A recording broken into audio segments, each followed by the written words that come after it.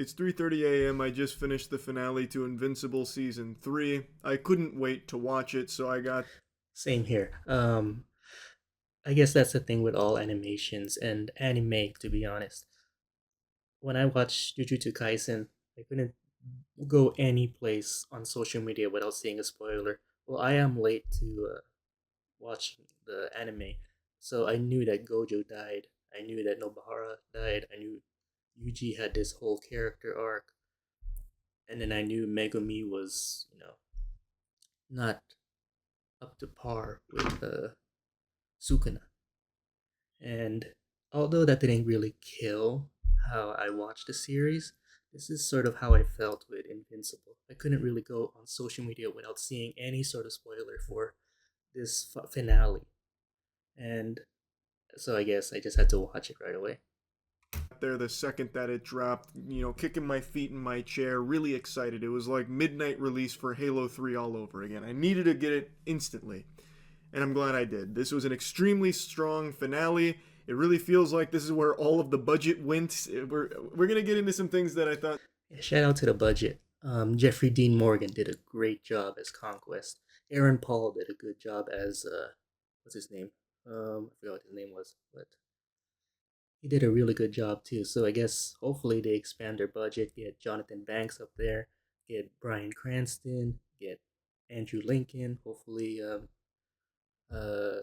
whoever the cast is left over from The Walking Dead, or get more from AMC shows such as Breaking Bad. Hopefully they increase the budget there, and hopefully they also increase the animation budget too.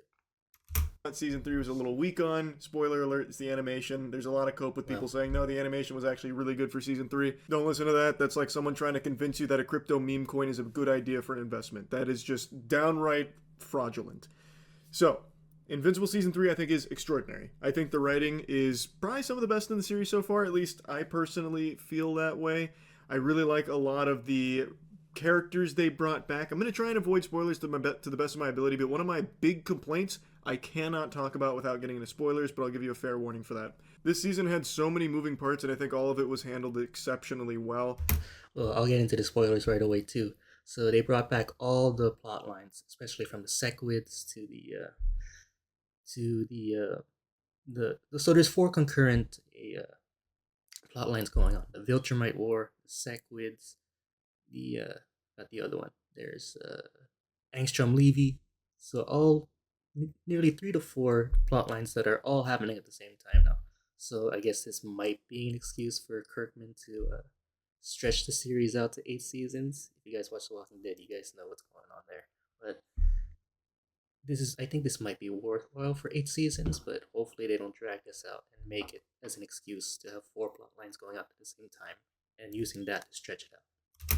The relationship between Mark and Eve, Debbie now moving on from Omni Man and getting a new partner that's coming into her life and trying to explore what does that look like, because it's not Omni Man. This is just a guy.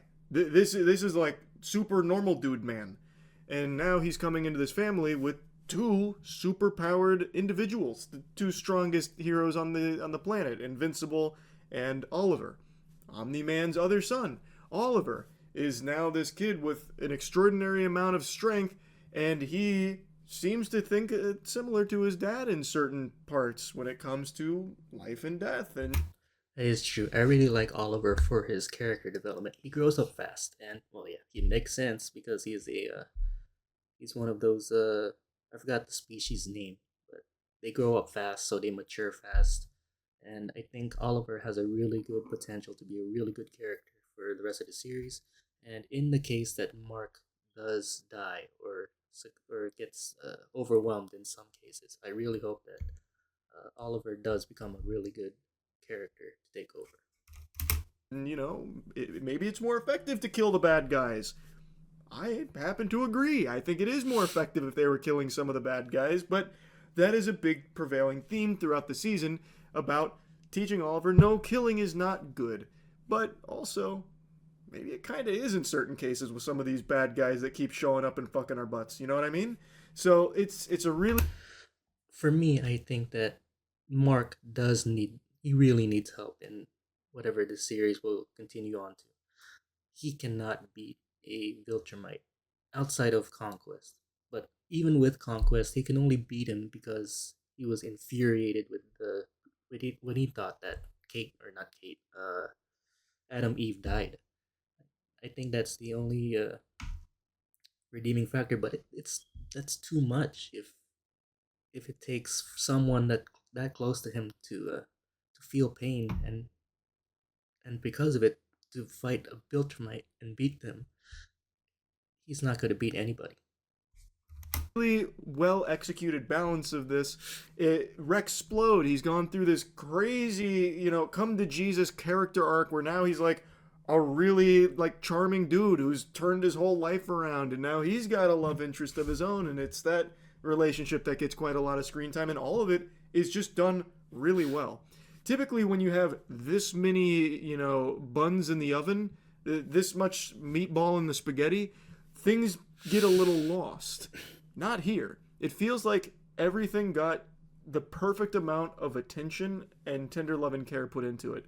Because at no point did it feel flat or underdeveloped. But of course, it's not just about the characters and their relationships. We're not watching fucking Young and the Restless here. It is a show about superheroes and supervillains, and there's a lot of clashing here. We even get more Alan, we get more Omni-Man, and we actually get some fucking Battle Beast. I become a big Battle Beast. Sorry. So Battle Beast, yes, he is a really good character too. I'm really happy that they brought him back, and he gets to have some say in the series. He gets a part in the series. He finally gets his wish fulfilled in fighting someone who is of his caliber or what he says is a challenge. And you guys know when you watch this episode, you see he torn apart a Viltrumite, literally ripped them apart. Not like you can almost say vaporized. There's no recognizable part of him. Although he is, and he just doesn't give up. You guys know that in that episode he froze to death. Well, he's not dead because if you guys seen the episode, he does open his eyes. Guy, very cool character, and it's a lot of fun, and I think they do a great job. In spite of the really weak animation, I'm ripping the band-aid off. There's a lot of people that are gonna try and scream at you that the animation's actually really good. It's just people that are getting in your ear, feeding you a bunch of fucking phony baloney lies that the animation's bad. It's not. Don't believe them. No, don't believe them that's telling you that. The animation is noticeably worse than season 1 and 2. There are so many times in this show where a fight is going on and it's just kind of a still image. Does this look familiar? It's like a fucking flipbook animation for some of these fights. Not all of them. There are moments in the first 6 episodes where there are good fight sequences that are animated well, but it's not the majority of them. Oh my god, there are some super stinker moments.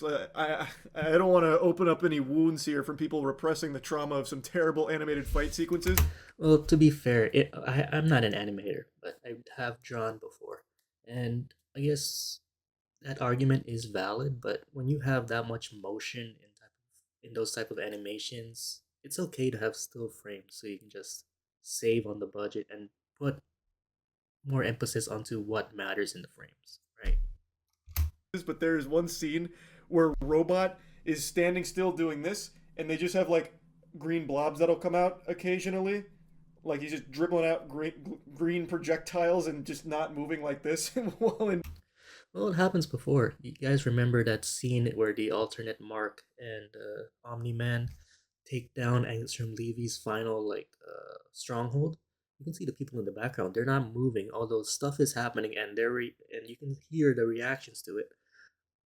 They're they're not moving because they're just background characters. It doesn't matter what happens to them.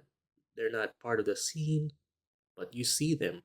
But I guess that it does. Your argument is valid, but in that case, it doesn't matter. It doesn't really matter. While fighting, and it's not like he's like a background, like in the background doing that, where you can get away with someone doing that and it's not a big deal. Like who's gonna give a fuck?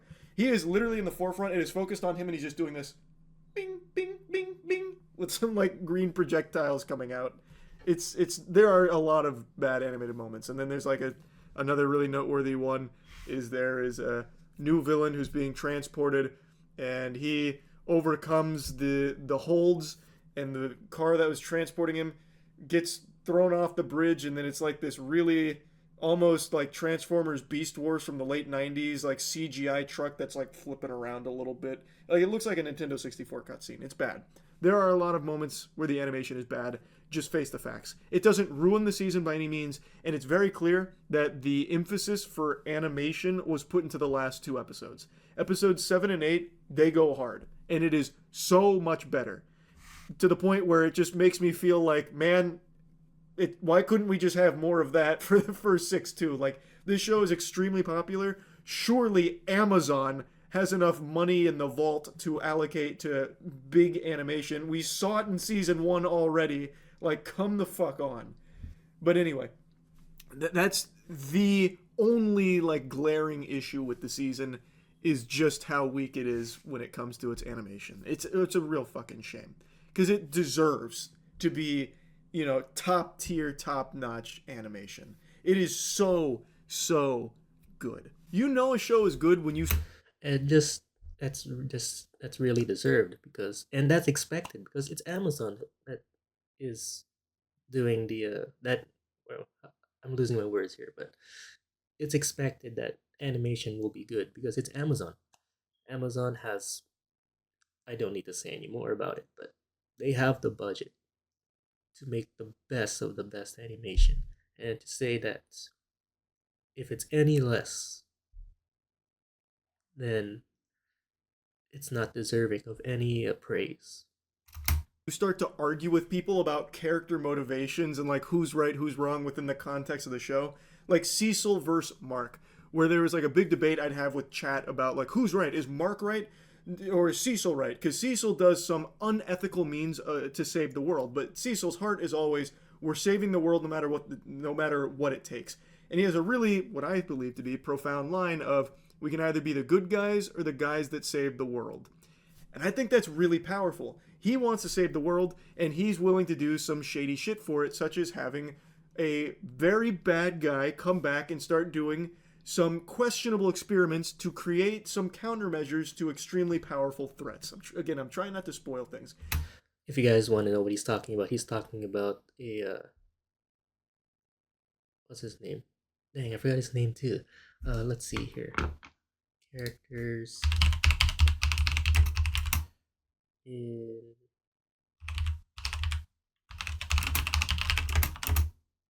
episode 8. D.A. Sinclair, that's his name. And Mark views that as the ultimate irredeemable evil. These people need to be locked up behind bars because they're bad people. And Cecil, when confronted with this, even calls out Mark on the hypocrisy, because Mark is right. Like, he's had a conversation with Oliver about like how people haven't forgiven their father for what he did on this planet, and like how Mark is starting to come to terms with like he still loves his father and to a certain extent forgives him, but Mark can't extend that same level of forgiveness where he can see like villains turning things around to try and save the world. Like, they don't get that chance.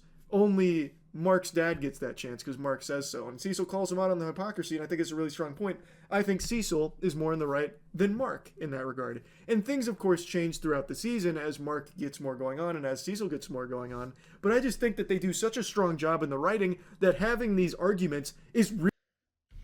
I really like the character development of Mark. He goes from "we shall not kill" because that is not what we do. I don't want to become my father, but you know, guys, you saw the turning point where he killed Angstrom Levy, and you knew that he saw that there's no way around killing people who were going to do harm, and you know that came back to bite him because Angstrom Levy did come back, and that's how the Invincible War started. Really enjoyable. So I just really love season 3. Now, big spoilers, huge spoilers. This is your warning. Big spoilers, because I'm talking about the finale in particular. Okay, you know how I just said Cecil is my favorite character? They fucking butchered him in the very finale. Very end of the finale. Cecil, throughout this entire show, has been a very smart guy. I think he hasn't always gone about things in the best way, such as like what he put in Mark's head. Like, him putting it there makes sense after everything they've went through, but the way that he conveys that idea to Mark, I think, is extremely inefficient, and there was absolutely a way where he could have Mark still be on his side if he was able to just explain it better.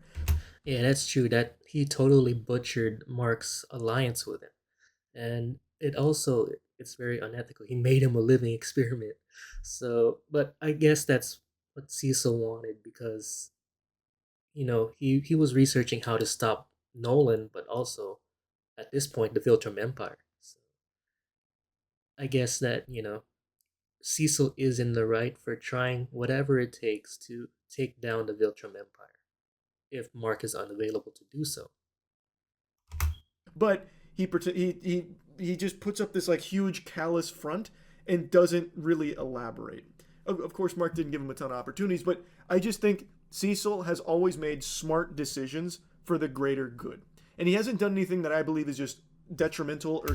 Yeah, Cecil is very ballsy, and I applaud him for that. That's why I like him too, because he doesn't show any he doesn't back down from any threat. He knew that Omni Man was a threat, but guess what he did the first time he met him? He physically went there to meet him. And also, when Omni Man was going on that rampage at the end of season one, guess what he did? He also went there physically to see him. He knew that he was going to get killed if he doesn't pay attention or doesn't watch where he's going. But guess what? He still goes to the battlefield, sees the threat, tries to analyze the threat, tries to talk to the threat physically. So I applaud Cecil too for what his character is and what he takes, what his motivations are. I like them. I like that. Super stupid. He just hasn't been always optimal when explaining or going about his goal until the very end. After Mark defeats Conquest, Cecil has him trapped in a huge, impenetrable, unbreakable container of metal. And he keeps Cecil's body there so that way he can regenerate, so that Cecil can interrogate him, so he can learn about the Viltrumite weaknesses and how many others might show up. Yeah, this is the biggest question, biggest fumble when it comes to writing Cecil's character. If Conquest was not going to talk to Mark about what he was doing here and instead just taunt him, what makes Cecil think he was going to do anything different there? And if it took that much to beat for Mark to beat Conquest, how was Cecil going to think that holding him hostage or not hostage, captive with just a metal casing around him in an attempt to talk about the Viltrum Empire? I don't know what Cecil is thinking. That is a complete betrayal of Cecil's Yeah, character. Cecil I is believe not that is a smart full here. blown assassination of the Cecil that we've come to know and love from the show. There is no way, with everything he has seen and everything he's been through, and him even blatantly stating that this is the strongest Viltrumite they've seen, that he thought a fucking giant hunk of metal would be enough to contain him. He didn't plant anything in his head. He didn't cut off his limbs or anything to prevent him from flying away. He just let him fully regenerate in this block of fucking metal. Yeah, he sounded so confident in that plan too, but especially, well, not especially, but I guess that in the when Mark told him to just burn the body, he was just like, yeah.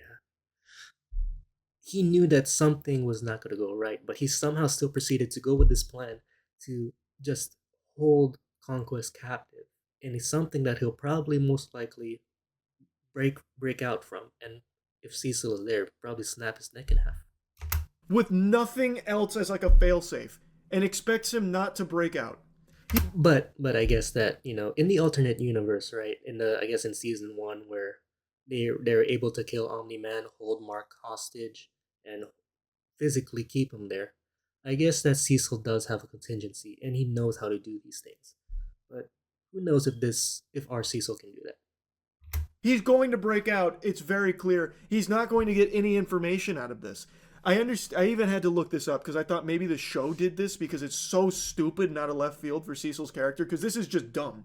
Everyone knows, and Cecil would know because he has dealt with this shit. There is no way he would think that metal would be enough to contain him. So I looked it up. It's the same in the comics. I am begging, absolutely begging, that the writers change this. Like going into season 4, maybe Cecil mentions that he has like a device implanted in his head, and like then something goes wrong with the device, and that's how he breaks out. But I am just begging. Yeah, that has to be the only way that, or at least that we know so far, that Cecil can control Conquest and keep him there, keep him subdued, and keep him or have give Cecil leverage in the cards for how to get the information out from Conquest on this on how to beat the Viltrum Empire. Like, you can still have him break out whatever. Like, I can understand an argument for why Cecil wouldn't just like dispose of Conquest's body because he could find some use for it. I thought it would be like another, drone soldier. Yeah, yeah, that was my idea too, because the whole build up with the D.A. Sinclair storyline is that they're working on something. They're working on something durable, something that can stand up to Omni Man, something that can stand up to the Viltrum Empire.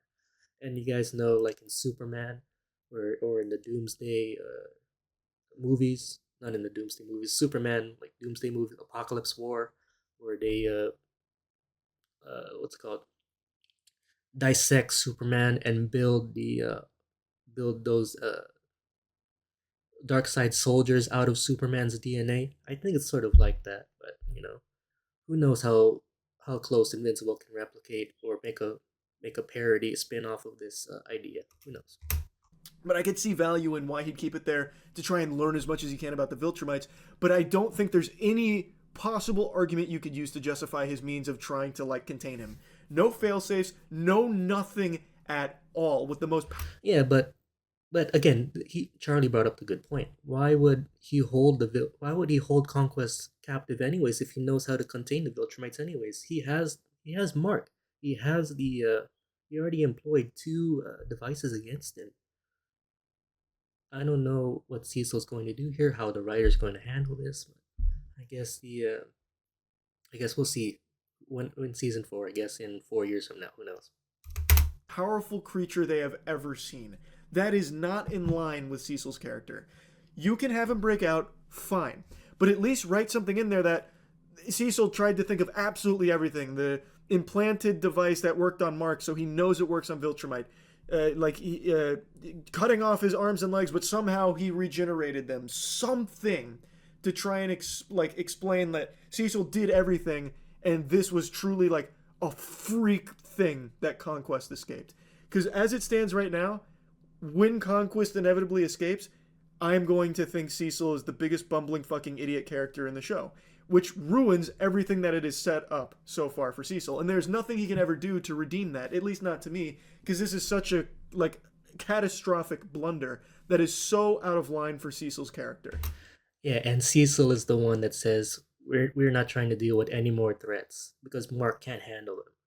And if it does go the way Charlie said so, and I think it does, if Conquest breaks out, this will be the worst character development for any character, you know.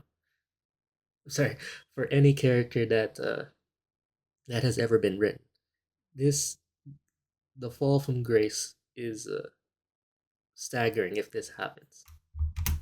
Like, again, him keeping Conquest is in line with his character.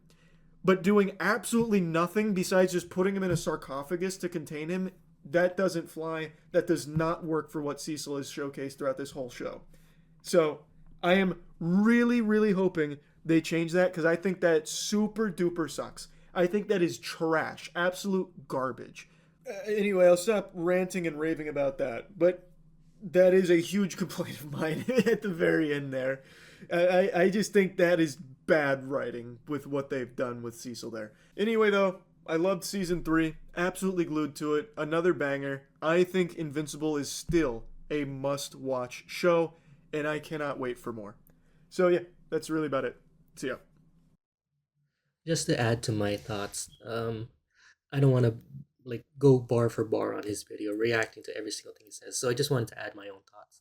So they need to increase the stakes once again for this show. Adam Eve dying but coming back, that continues the trend of characters dying but also coming back. It's not like season 1 where if someone dies they're not coming back. And the shock value is there. The shock value was there when Eve died. And that's the first time that I really felt shocked when a character in a show died, and but that really felt lost when Adam Eve uh, fully unleashed their powers and came back to help Mark. That that is good in showcasing more about her, but that is not good about the stakes of the show. It's no longer that dramatic, that bloody, that deadly show about stakes and how powerful the Viltrumites really are. This is not that same type of show anymore. Sure, they might have saved it with Rex Explodes' death, but to me, that is not. This is not the same show anymore. Uh, Again, this is a really good show. Charlie said it, so I say so. So, if you guys really want to watch it, want to watch it again, wait for season 4, play Fortnite. I don't know. Do whatever you want with the whatever has Invincible merchandise in it. It's a really good show. Uh, with that, uh, sorry if my commentary was a little bit off. I'm still new to this. I'm nervous. Uh, my thoughts are there, but just a little nervous. So, but anyways, if you guys really want to see more commentary videos, please subscribe.